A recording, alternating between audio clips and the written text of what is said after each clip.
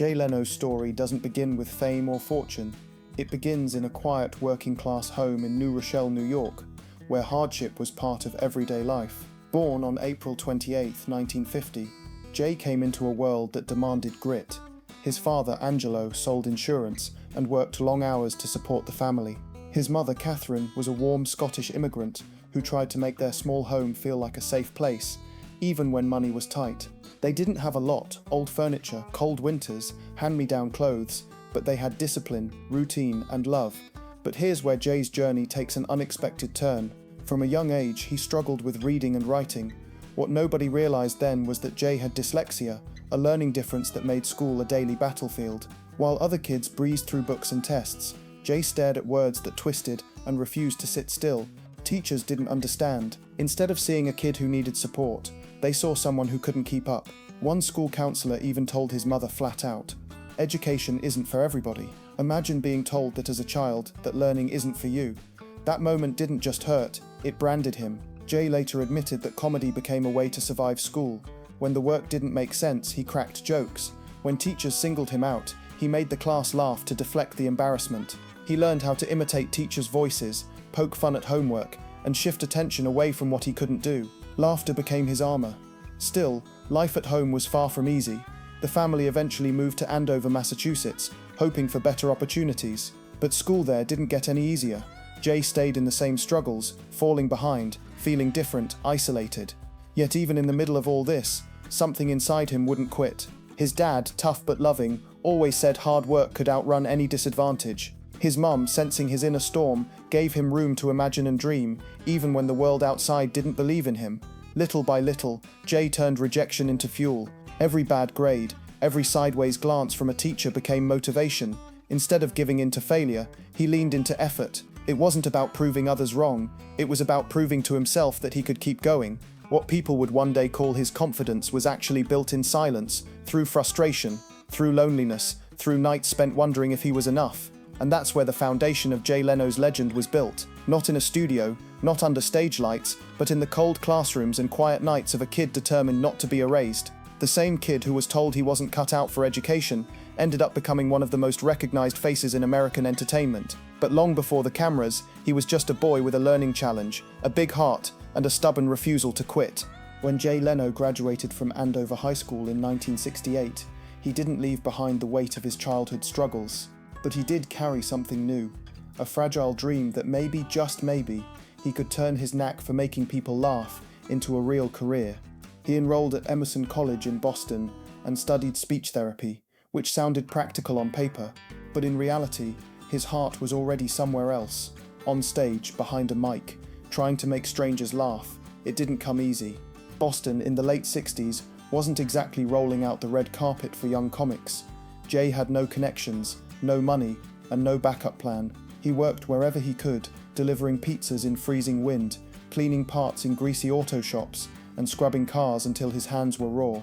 Rent drained his paycheck, meals were skipped more often than not, and when things got really tight, Jay slept in his beat-up car, wrapping himself in coats and pressing his fingers under his arms for warmth during brutal New England winters.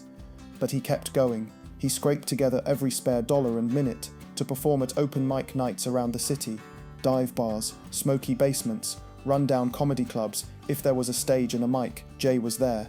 Sometimes the audience was 5 people, sometimes it was none, and sometimes, after hours of waiting in the cold for a slot, a club owner would shrug and say, "Not tonight," slamming the door in his face.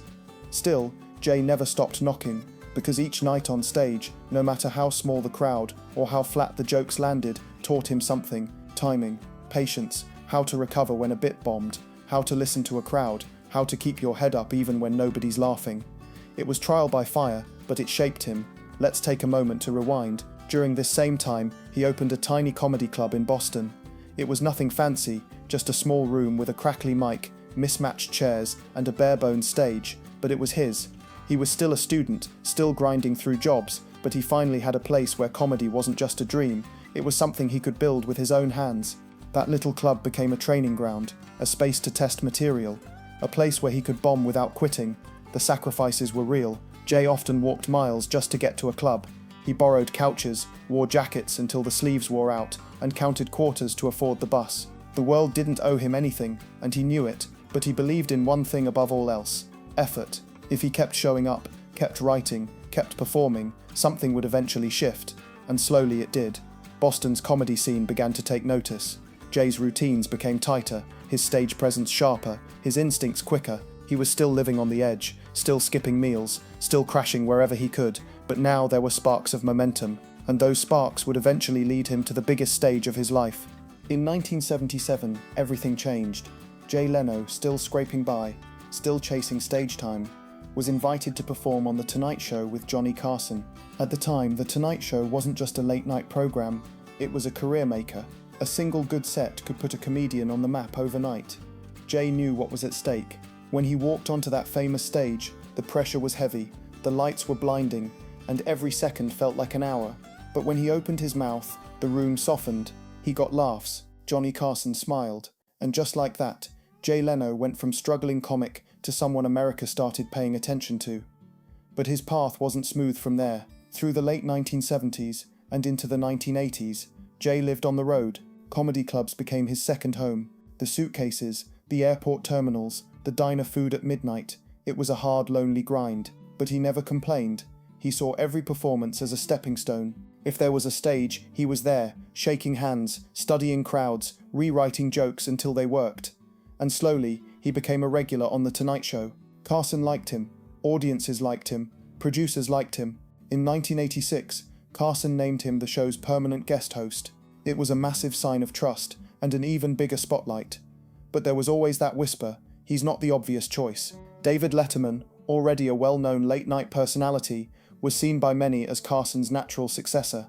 He had the edgy persona, the loyal fans, the right look. Jay, on the other hand, was more traditional, clean-cut, calm and safe. And then in 1992, the decision came. NBC named Jay Leno as the next host of The Tonight Show. After 15 years of building his career in the shadows of bigger names, Jay was officially stepping into the biggest shoes in American television. But here's the twist: his promotion wasn't met with applause. The public expected Letterman to get the gig. Critics were skeptical. Media outlets ran headlines painting Jay as the underdog who got lucky, or worse, the wrong choice. Suddenly, the guy who had worked quietly, humbly, and tirelessly was thrust into a rivalry he never asked for. Still, he didn't lash out. Jay stayed quiet. He focused on his work. While others debated whether he deserved the chair, he showed up early, stayed late, and worked harder than ever to prove he belonged. Behind the scenes, he was just as disciplined. He'd arrive at 9 a.m., sift through piles of newspapers, find the headlines, and shape jokes around the news of the day. Every monologue was written, rewritten, and practiced with military precision. Jay knew people were watching closely, waiting for him to slip, so he didn't. By the mid-1990s, the numbers spoke for themselves. Millions tuned in nightly, NBC's profits soared, and Leno proved, week after week, that he had earned his place, not through flash or controversy, but through consistency and hard work. Even after winning over millions of nightly viewers, Jay Leno's time as host wasn't free of conflict. In fact, one of the most painful chapters in his career came not from poor ratings or bad performances, but from a decision NBC made in 2004. That year, the network announced Jay would be stepping down as host of The Tonight Show, 5 years in advance, so that Conan O'Brien could take over in 2009. Jay accepted the decision publicly with grace. He called it fair. He even said it was time to pass the torch. But privately, the announcement hit hard. After building The Tonight Show into a ratings machine, after working tirelessly for over a decade, he now had a countdown hanging over him. 5 years to finish a job he had given his entire heart to. By 2009, the transition took place. Jay stepped aside, Conan stepped in, and for the first time in 17 years, Jay Leno was no longer America's nighttime companion. But the move didn't go as planned. Ratings dropped, affiliates began complaining, NBC executives panicked, and within months, the network approached Jay with a strange idea: give him a 10 p.m. show and push Conan's Tonight Show to 12:05 a.m. That's when the storm hit. The proposal sparked outrage, headlines exploded, late-night fans took sides, blogs, magazines, and TV pundits began spinning the story faster than the truth could catch up. Jay was painted as the villain, the guy who was taking back the show he had already left. But here's the reality behind the headlines. Jay didn't demand the show back. He didn't try to sabotage Conan. In fact, he later said, "I'm just an employee," and that's how he acted, following NBC's lead, even when it put his reputation at risk. But the public didn't want nuance, they wanted drama. And Jay, the man who had spent a lifetime avoiding trouble, became the centerpiece of a controversy he never wanted. He never fought back publicly. While tabloids blasted him and fans turned cold, Jay kept quiet. He didn't go on talk shows to defend himself. He didn't write tell-all articles. He just waited, let the firestorm burn, and hoped the dust would settle. In 2010, Jay returned as host of The Tonight Show, but something had changed. He was back in the same seat, telling the same jokes, but now there was a weight to his presence. He carried himself like someone who had been through a war. The laughter returned, but not all of the viewers did. Some still saw him through the lens of the headlines, not the facts. And yet he showed up every day, still arriving early, still working late, still treating the show like a craft. Jay didn't let bitterness define him. He didn't play victim. He simply kept going, the only way he knew how, by doing the work. That resilience paid off. His second run on The Tonight Show lasted 4 more years. In that time he rebuilt trust with audiences, stayed out of further drama, and quietly reclaimed the goodwill he had nearly lost. By 2014, it was time to walk away for real. Jay gave his final goodbye to the show he had spent decades building. And when he choked up on air, America saw something it hadn't before, just how much that journey had cost him. After his emotional farewell in 2014, Jay Leno didn't disappear. He stepped away from the bright lights of The Tonight Show, but not from the public eye. He focused on stand-up comedy, his true first love, and launched a new project, Jay Leno's Garage. The show wasn't just about cars, it was about craftsmanship, history, and the machines that had fascinated Jay since he was a boy standing beside his dad in a dusty garage. At first, life seemed peaceful again. The pressure of ratings was gone. The corporate chaos at NBC faded into the rearview. Jay still performed regularly, still worked with his hands, still kept to his early morning routines. But beneath that steady rhythm, the years of stress and non-stop work had left their mark. On April 23, 2009, years before his final Tonight Show exit, Jay had actually collapsed backstage. It was brushed off at the time as exhaustion, but people close to him knew it was more than that. The sleepless nights, the relentless schedule, the emotional weight of hosting one of America's most watched shows had taken a physical toll.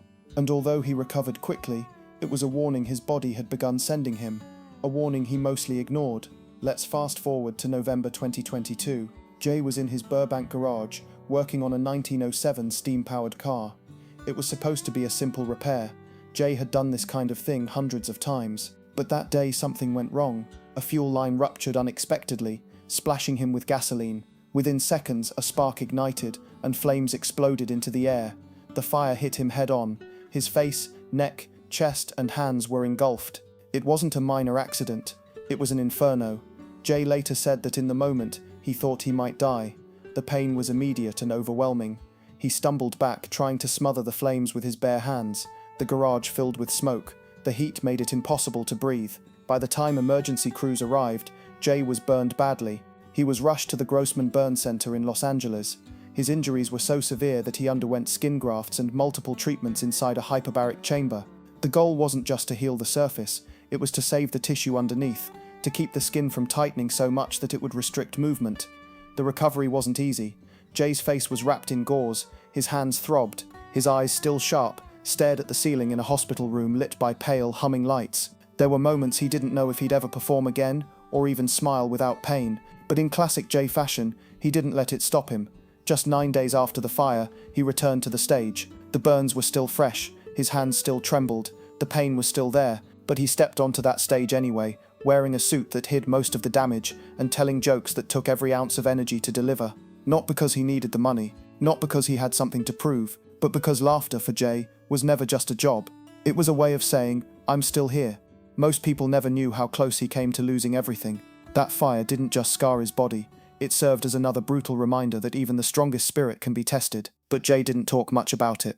He healed in silence, joked about it on stage, and went right back to work, because that's who he is. Just as Jay Leno began to recover from the garage fire, another accident hit him only 2 months later.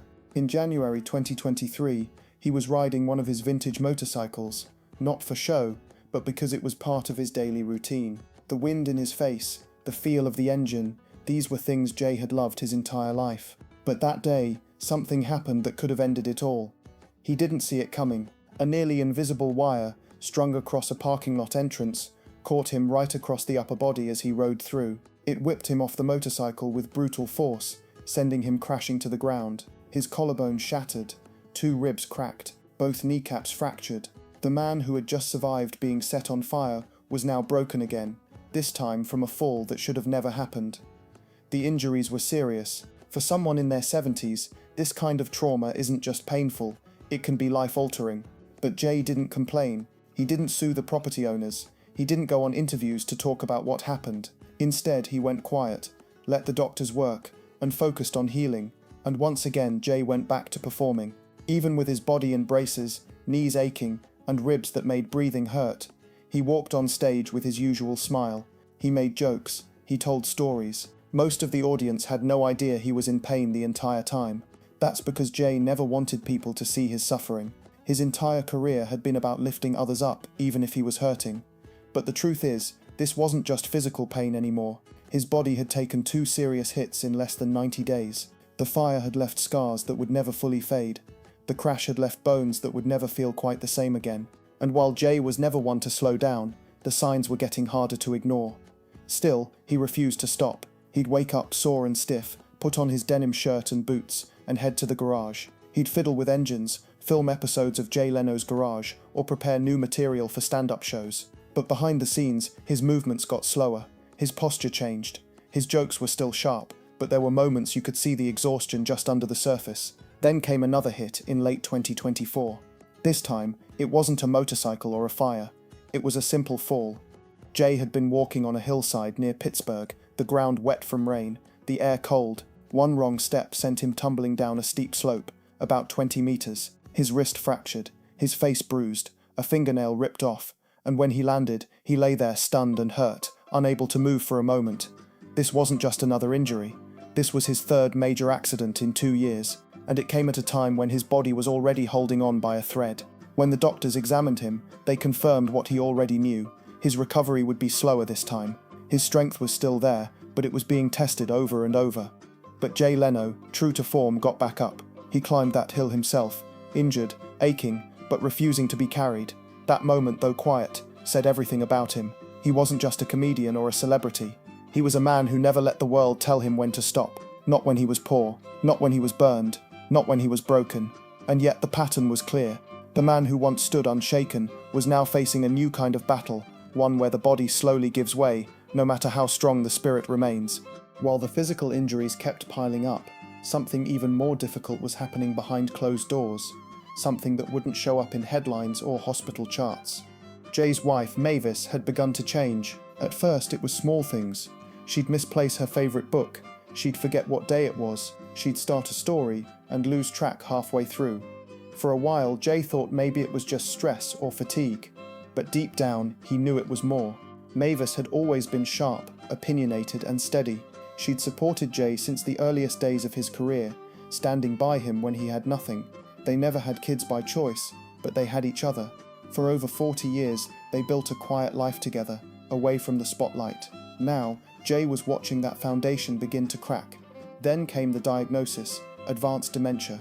There was no more guessing, no more hoping it was something simple. The woman who once knew every part of his life, who had shared every high and every low, was slowly forgetting who he was. It didn't happen all at once, it came in waves. One day she'd laugh at one of his old monologues playing on TV. The next, she'd look at him with soft confusion and ask, "Have we met?" Jay didn't fall apart, he became her caregiver. While still recovering from his own injuries, burned skin, fractured bones, a wrist that barely moved right, he started guiding Mavis through daily routines. He helped her get dressed, he explained the calendar, he reassured her when the world around her didn't make sense, and he did it all with the same steady hand he had used to hold The Tonight Show together for decades. But behind his calm there was heartbreak. This wasn't a broken bone that would heal. This wasn't a fire that would fade. This was a slow, irreversible loss. Each week, he watched pieces of the woman he loved disappear, and yet he never complained. When she forgot who he was, he smiled and said, "It's me, sweetheart. I'm right here." And he said it again the next time, and the next. Let's take a step back. Jay and Mavis had met in the 1970s in a small comedy club. He was broke, nervous and unknown. She was a feminist, an activist, and someone who didn't care about fame. They married quietly, no kids, no Hollywood drama, just two people walking side by side through life. For decades, Jay focused on work, while Mavis focused on social causes, And every night, no matter how tired he was, he came home to her. Now everything had flipped. Jay wasn't performing just for crowds anymore. He was performing for one person, Mavis, reading to her when she got anxious, playing old tapes to help jog her memory, cooking breakfast with stiff hands, walking slowly through the garden while helping her keep balance. It was quiet, exhausting, and deeply emotional work, but Jay never walked away from it. He also started planning for the future, knowing his own health wasn't perfect, and that time was catching up with them both. Jay worked with lawyers to create a living trust. He made sure Mavis would be cared for, no matter what happened to him, because even as his own body weakened, his sense of duty only grew stronger. This is the part most people never see, the slow, invisible goodbye between two people who built a life together, the empty hallway where a grown child might have helped, but there is no child. The moments when Jay sits beside Mavis, holds her hand, and wonders how much longer she'll remember his face, and yet he shows up every day, not for applause, not for headlines, but because love, real love, doesn't quit, even when memory fades. As if burns, broken bones, and Mavis's diagnosis weren't enough, Jay Leno was carrying another weight, the deep grief of losing nearly his entire family to cancer.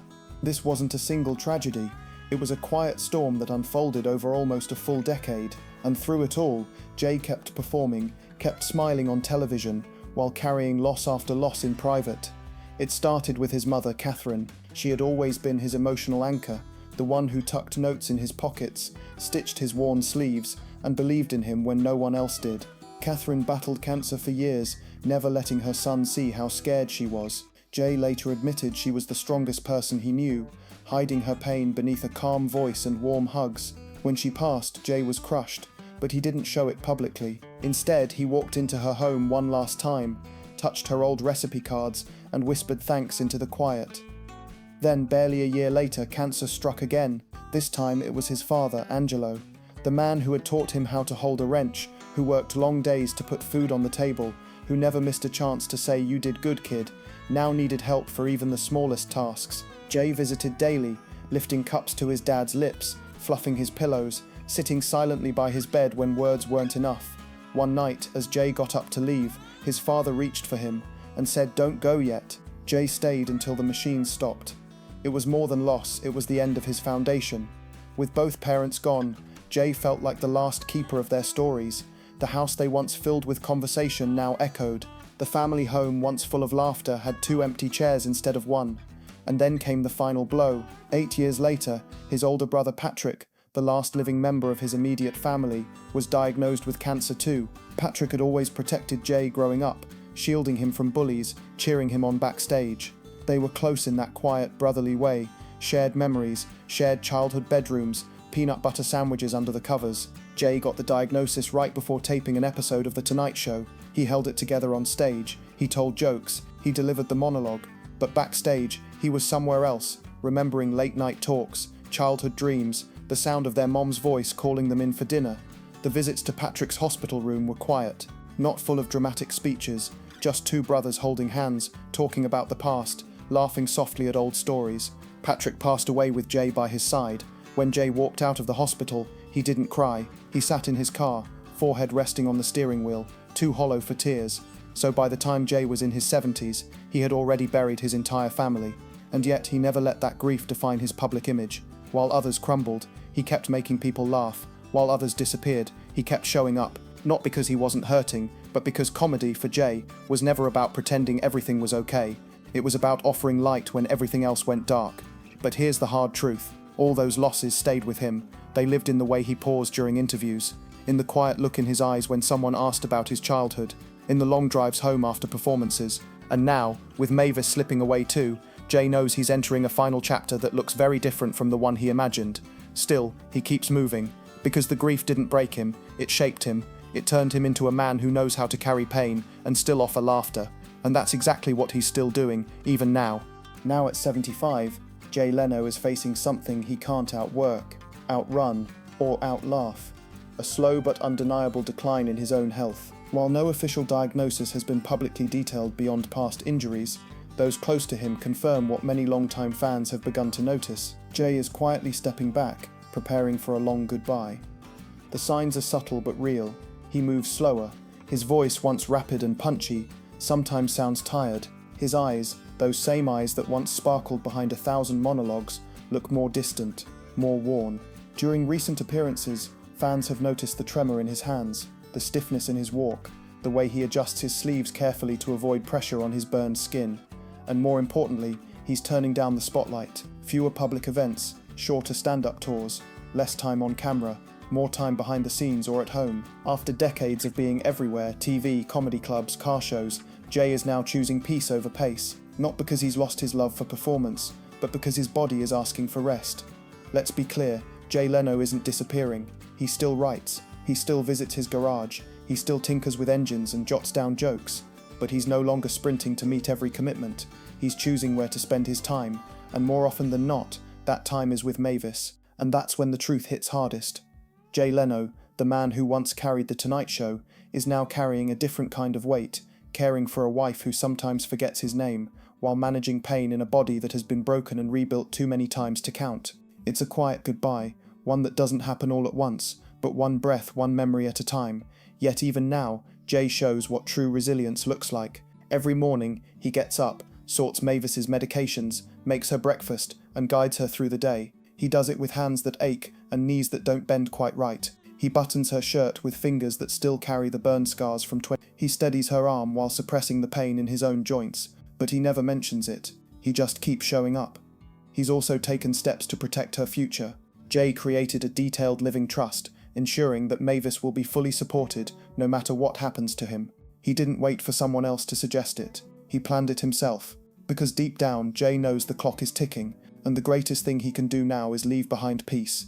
In the quiet corners of their home, the love is still there. Some days, Mavis doesn't recognize the man sitting across from her, but Jay doesn't take it personally. He smiles, introduces himself again, and holds her hand like it's the first time. And sometimes, for a brief moment, her eyes light up and she says, "You look familiar." That's all he needs. One look, one smile, 1 second of connection.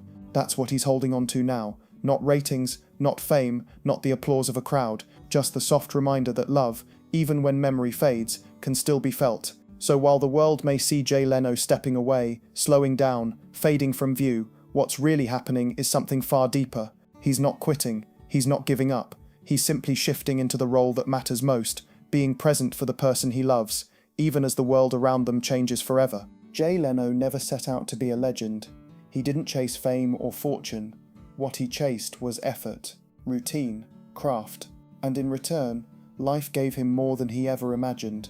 But it also took more than most will ever know. He now lives in a quieter chapter. A man who once brought laughter to millions now finds comfort in the sound of an engine purring in his garage, or the small moments when Mavis recognizes his face. He doesn't crave the spotlight anymore. He prefers early mornings, soft light, and simple routines. The man who used to juggle scripts and shows now juggles medical appointments and quiet walks through the garden. His net worth is staggering, over 450 million. But it's not about the number, it's about how he got there. Jay famously never spent $1 of his Tonight Show salary. He lived off stand-up gigs, invested wisely, and saved religiously. His wealth was built not through extravagance, but through discipline. Through decades of waking up early, staying late, and saying yes when others would say no. And he gives back quietly. Jay has donated millions to hospitals, veterans programs, scholarships, and burn centers. He's paid for surgeries, funded engineering schools, and helped families without needing his name in headlines. When he was younger, he slipped checks to strangers backstage. Now, he structures legacy gifts into his trust. Because if you have more than you need, you take care of people. That's how he sees it. But even a life this full comes with shadows. The burns still ache on cold days. His knees still lock when he tries to stand. His hand shakes when he holds the edge of a coffee cup. And when Mavis forgets where she is, or how to get to the kitchen, Jay feels it, not just in his chest, but deep in his bones. Still, he keeps going, not because it's easy, not because he's trying to prove anything, but because that's how he was raised.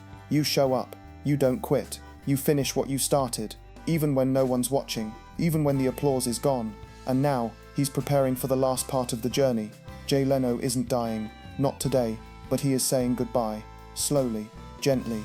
He's wrapping up old commitments, closing chapters with care, making sure every tool is in its place, every document in order, every wish for Mavis spelled out clearly, because that's who Jay Leno is. The man who showed up night after night to tell jokes under bright lights is now the man showing up in the shadows, tending to a wife who sometimes forgets, living with pain most can't see, and making sure everything is ready for the moment when his body finally asks him to rest. He's not bitter. He's grateful for the career, for the love, for the life. And when the day comes that he truly steps out of public life, no press conference, no headlines, he'll do it the same way he did everything else, quietly, respectfully, and with the same work ethic that once carried him from a cold car to the top of American television. So yes, Jay Leno is saying goodbye, not in anger, not in tragedy, but with dignity. And in that goodbye there's a message that real strength isn't loud, real love doesn't quit, and a life built on effort, one small step at a time, leaves behind something no illness or injury can take away.